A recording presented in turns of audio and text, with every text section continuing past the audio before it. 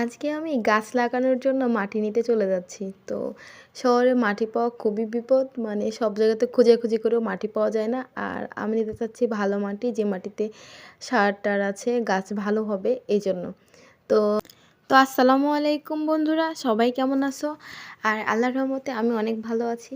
তো এই তো মাটি নিয়ে আসে গাছ লাগানোর প্রসেস তৈরি করছি। তো দেখছি মাটি পুরা কাদা হয়ে গেছে।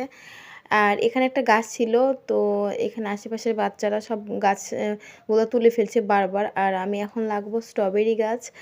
আর ফলের গাছ লাগাতে আমার খুব ভালো লাগে, ফুল ফলের গাছ লাগাতে আমার খুবই ভালো লাগে, কিন্তু লাগানো হয় না। তারপরে এই তো গাছের গোড়াতে যে এক্সট্রা পলি ছিল সেটা কেটে ফেললাম। এখন গাছটা আমি লাগাবো। আর আমি গাছ লাগাচ্ছি আর মজাদার লাগছে আমার, যে কিছুদিন পরে স্ট্রবেরি খাবো। হোক আর না হোক, মানে স্বপ্ন করে লাগাচ্ছি। আর সব কিছুতে তো এরকমই স্বপ্ন থাকে, তাই না? তো দেখেন কত সুন্দর লাগছে এখন আমার গাছটা।